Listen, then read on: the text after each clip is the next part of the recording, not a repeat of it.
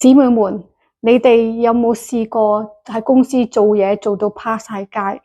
老細仲成日鬧你，返到屋企家婆又俾面色你睇，連老公都唔錫你嘅滋味。明明成日返工，做到阿媽都唔認得，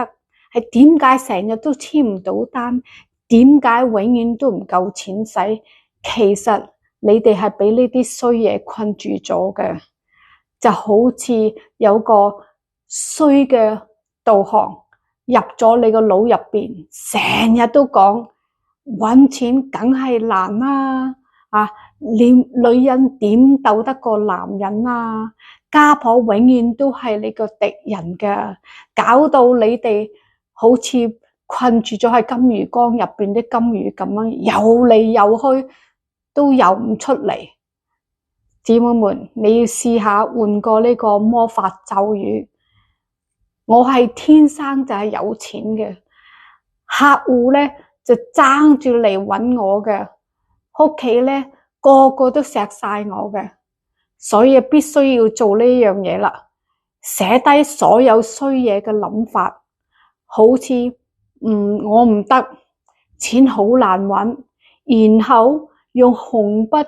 打交叉，寫啲好嘅嘢落去，例如我有吸引力加持，宇宙成日都俾着數我嘅。試完之後，你會發現客戶主動 call 你簽單，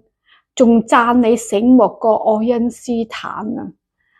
老細見到你笑到見牙唔見眼嘅，成日都讚你嘅。係公司嘅寶嚟嘅，家婆突然之間對你非常之好，成日煮啲靚餸俾你食，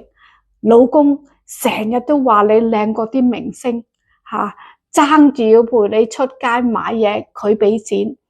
記住啊，改變諗法就係其實好似換一部手機咁樣，你想要乜嘢嘅嘢都自動送上門嘅。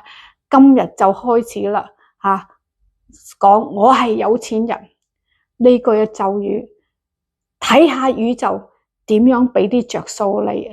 我係 Monica，記住。